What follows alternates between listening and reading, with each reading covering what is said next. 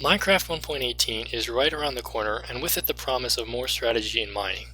Currently, there aren't many options when it comes to mining strategy. You can either strip mine or go cave diving. Either way, the ideal level is Y11. What about tools? Well, there's one decision to make here. Should you enchant your pickaxe with Fortune 3 or Silk Touch? That's easy, Fortune 3.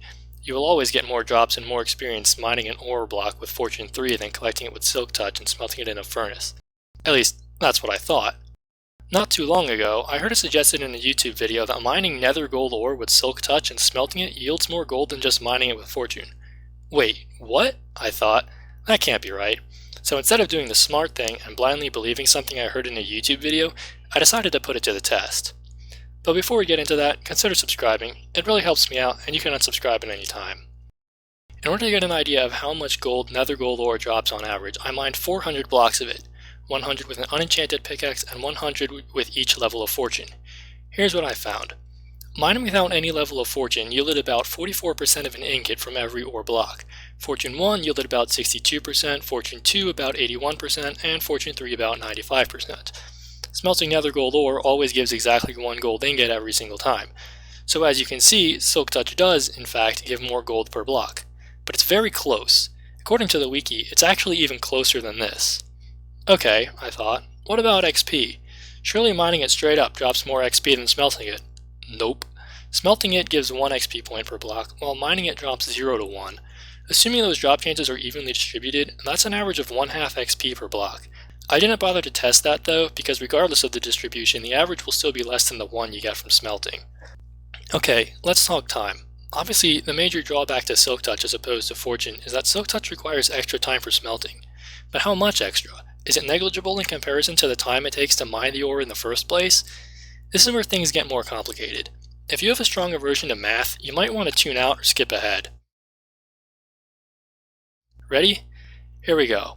Neglecting things like traveling to new mining areas and inventory management, the time it takes to acquire a number of gold ingots can be modeled by this equation, where T is the time taken to mine and smelt a certain number of ingots, capital N, R is the time it takes to locate and mine one block of ore, eta is the decimal amount of ingots obtained per block mined, tau is the time it takes to smelt one block, and lowercase n is the number of furnaces used in the smelting process.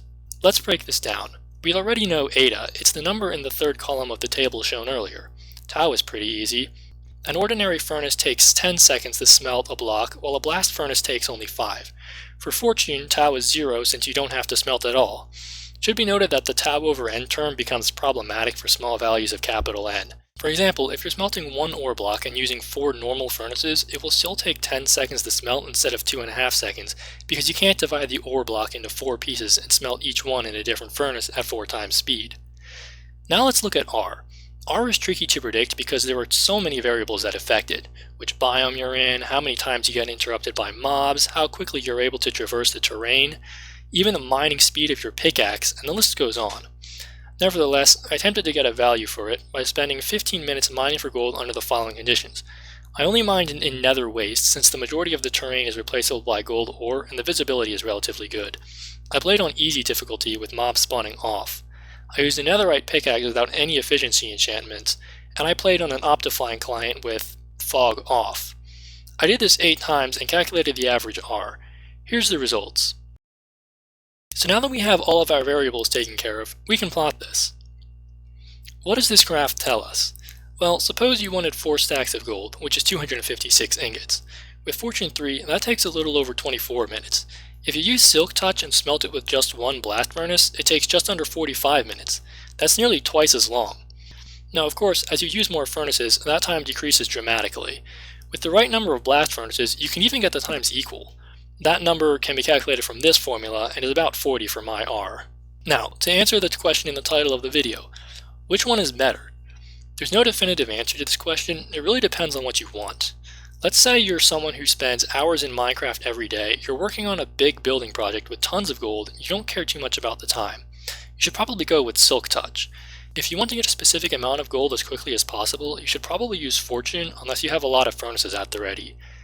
As for experience, nether gold ore drops a pitifully small amount either way. However, there's another mineral that spawns abundantly in the nether, quartz.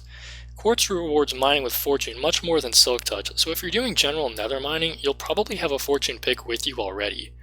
So which one should you use? Well, that's the beauty of Minecraft. There's no right way to play. It's totally your decision, and I hope this video helps you make a more informed decision in the future. I realize this was kind of the answer to a question literally no one was asking, but it's been bothering me for a while and also haven't uploaded in 7 months. But that's all for this video. If you watched this far, thanks for watching, you're weird, and hopefully I'll see you in my next one.